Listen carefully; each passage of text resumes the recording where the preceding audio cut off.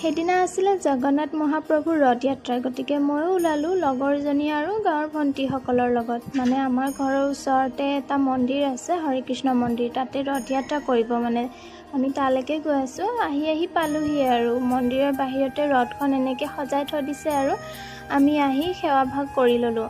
সেৱাভাগ কৰা হোৱাৰ পিছতে প্ৰভুক ৰথলৈ বুলি নিলে মন্দিৰৰ পৰা। তাৰপিছত ৰথখন পৰিক্ৰমা কৰালে, মানে ঘূৰালে আৰু। তাৰপিছত পৰিক্ৰমা কৰা হোৱাৰ পিছত ৰথত প্ৰভুক উঠোৱাৰ পিছত মানে এনেকৈ ৰথৰ পৰা এনেকৈ প্ৰসাদ দলিয়াই দিয়ে আৰু সকলোৱে ধৰে আৰু তলত। তাৰপিছত সকলোৱে ৰথ টানিলে, আমিও অকণ টানিলোঁ। বহুত মানুহ হৈছিলে, ভালো লাগিছিলে। মানে ওচৰৰ মানুহখিনি সকলোৱে যায় আৰু বহুত বেছি ভাল লাগিছিলে। এনেকৈ ৰথ ঘূৰাওঁতে গধূলিয়ে হ'ল। তাৰপিছত ৰথখন প্ৰভুক মন্দিৰৰ ভিতৰলৈ নিলে আৰু আৰতি কৰালে। তাৰপিছত অলপ কীৰ্তন গালে।